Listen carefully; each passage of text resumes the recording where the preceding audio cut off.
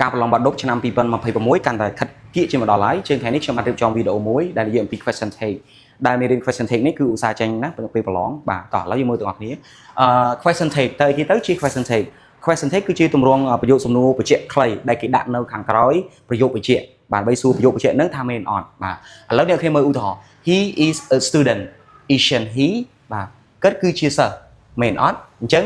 នេះកន្លែង isn't he នេះគឺជា question take ដែលមានទូទីសួរបញ្ជាក់ប្រយោគអីគេប្រយោគបញ្ជាក់ខាងមុខនេះថាមែនអត់នេះខាងមុខនេះគឺជាប្រយោគបញ្ជាក់បាទឬក៏ statement he is a student គាត់គឺជាសិស្សបញ្ជាក់ថាគាត់គឺជាសិស្សហើយខាងនេះ question take សួរបញ្ជាក់មែនអត់ isn't he they can sing well can they ពួកគេអាចច្រៀងបានប្រុសឬក៏ពួកគេអាចច្រៀងបានល្អមែនអត់សួរបញ្ជាក់បាទដែលប្រយោគបញ្ជាក់នេះគឺនៅខាងមុខអញ្ចឹង question take គឺជាប្រភេទទម្រង់ប្រយោគសំណួរខ្លីដែលមានទូនាទីសួរបញ្ជាក់បាទប្រយោគបញ្ជាក់ខាងមុខនេះថាមែនអត់បាទបន្ទាប់ពីអ្នកគ្នាដឹងពីការប្រើប្រាស់របស់ question take ហើយអ្នកគ្នាមកមើលទម្រង់ម្ដងព្រោះទម្រង់សំខាន់នៅពេលដែលយើងប្រឡងគឺត្រូវការគូគុំចម្លើយបានត្រឹមត្រូវបាទទម្រង់របស់យើងគឺមានពីរប្រភេទទី1គឺ positive statement បាទការទៅសេប្រភេទប្រយោគបញ្ជាក់បែបស្របចំណែកឯ question take របស់យើងប្រភេទទម្រង់ប្រយោគសំណួរទម្រង់សំណួរសួរបញ្ជាក់ខ្លីនេះគឺទៅសេជាបដិសេធមានន័យថាបើសិនខាងមុខទៅសេជាប្រយោគស្របអា question take របស់យើងគឺទៅសេជាបដិសេធហើយដើម្បីទៅសេ question take នេះបានអ្នកគ្នាត្រូវដឹងថាមានធាតុ2ចូលគឺទី1គឺ auxiliary verb ទី2គឺ subject បាទអូខេតោះឥឡូវយើងមើលឧទាហរណ៍ she is happy isn't he បាទយើងប្រែខ្មែរនាងគឺសប្បាយមែនអត់បាទអញ្ចឹងដើម្បីទៅសេ question take នេះបានទី1អ្នកគ្នាត្រូវមើល statement ខាងមុខនេះប្រយោគបញ្ជាក់ខាងមុខនេះតើគេទៅសេក្នុងកាលគេយើងមើលទៅគឺទៅសេ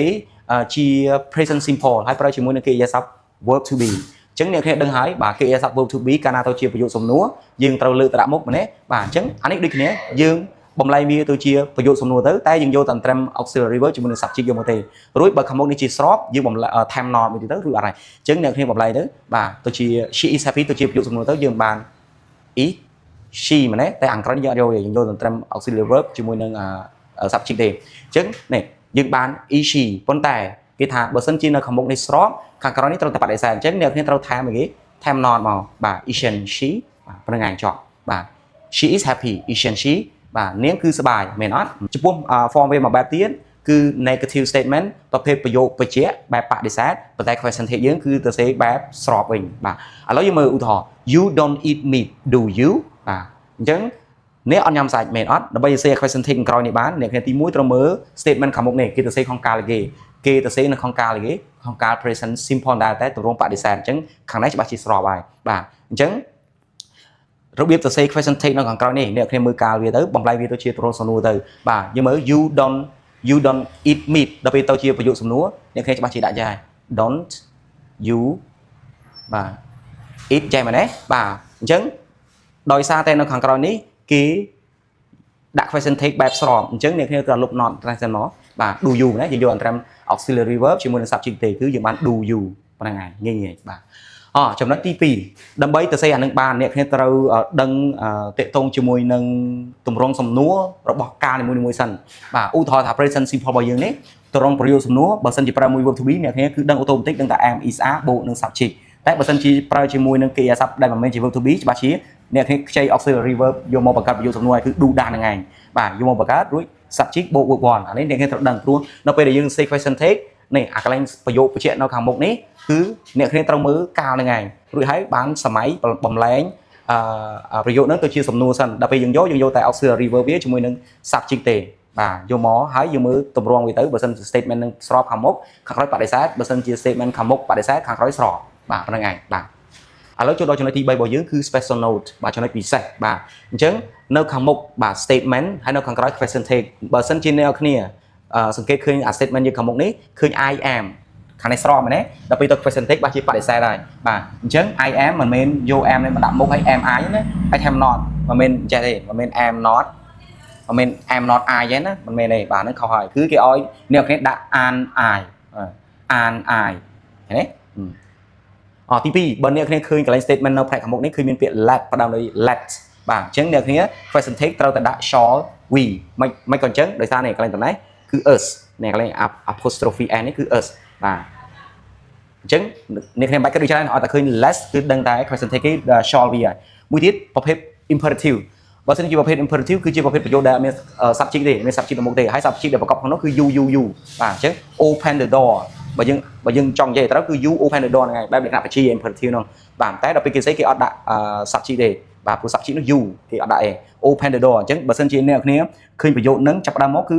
កិរិយាសព្ទយកបដ ாய் គឺប្រភេទ imperative ហើយអ្នកគ្នាត្រូវដាក់អីគេបាទ question take will you បដ ாய் បាទដោយមិនបាច់ចាំបាច់គិតច្រើនមួយទៀតបើអ្នកគ្នាឃើញអាកន្លែង statement យើងមាន this ឬក៏ that is បាទដល់ពេលដែលទៅជាទម្រង់ question take គឺអ្នកគ្នាលើកយកទៅដាក់មុខមកថែម not មក isn't it យើងដាក់ isn't this ឬក៏ isn't that មកវិញទេគឺយើងបាទជំនួសដោយ it បាទព្រោះយើងជំនួសដោយ subject pronoun បាទទៅទៀត this ឬក៏ those are these are ឬក៏ those are អញ្ចឹងអ្នកគ្នាត្រូវបំលែងទៅជា question take គឺ are they មិនក៏អញ្ចឹងដោយសារតែ are នេះគឺយើងទៅជាបដិសេធហើយ these ចាប់ពី2ឡើងទៅច្រើនទាំងនេះ those ទាំងនោះចាប់ពី2ឡើងទៅដូចគ្នាអញ្ចឹងយើងជំនួសដោយ subject pronoun យើងគឺ they ហ្នឹងហើយបាទអញ្ចឹងអ្នកគ្នាត្រូវចាំ special note ទាំងអស់នេះបាទចំណុចទី4ចុងក្រោយបាទដើម្បីដឹងថាអ្នកគ្នាមើលវីដេអូនេះចេះក៏មិនចេះអ្នកគ្នាមើលលំហាត់ឲ្យធ្វើជាមួយខ្ញុំទាំងអស់គ្នាបាទ they are student question take គេពួកគេគឺជាសិស្សមែនអត់តើយើងសេមិនឥឡូវនេះអ្នកគ្នាមើលទៅគេទៅសេក្នុងកាលគេ present simple ប្រើមួយ verb to be អញ្ចឹងអ្នកគ្នាដឹងហើយលើកទៅដាក់មុខ point មកបាទខាងនេះស្របដល់ពេលខាងនេះបដិសេធយើងទៅជាគេ are not យើងត្រង់កាត់មកទៅជា are ហើយ they ធម្មតាមក and they ទី2 he can try គេទៅសេជាអីគេទៅសេជា present simple តែគេប្រើ modal verb can បាទអញ្ចឹងអ្នកគ្នាដឹងហើយកាលណាតែធ្វើអាប្រយោគបញ្ជាក់នេះ he can try ទៅជាប្រយោគសំណួរអ្នកគ្នាធ្វើម៉េចខ្ចីកិរិយាសព្ទចំនួនមួយទៀតអត់ខ្ចី do ដាស់មួយទៀតអត់អាចខ្ចីបានទេដោយសារគេដោយសារ can នេះជា auxiliary verb ហ្នឹងហើយបាទអញ្ចឹង auxiliary verb វាមាន am is are do dash have has បាទអុយទាំងអស់ហ្នឹងហើយដែលយកមកជួយក្នុងការបង្កើតប្រយោគសំណួរប្រយោគបដិសេធហើយនឹងបញ្ជាក់ពីលក្ខណៈឲ្យកិរិយាសព្ទដូចជា ability ដូច can could may mind should must អីចឹងទៅបាទអញ្ចឹងអ្នកគ្នាបង្កើតអានឹងទៅជាសំណួរមកគឺលើក can ដាក់មុខមកបាទ can អីគេ can he បាទ can he ប៉ុន្តែបើអានេះស្របអ្នកគ្នាត្រូវដាក់នេះបដិសេធcan't he បាទគេរួចមួយបាទហើយមួយទៀត you don't like fish តែអាចជាមែនអត់អ្នកអត់ចូលចិត្តត្រីទេមែនអត់បាទអញ្ចឹងអ្នកគ្នាបំលែងទៅជា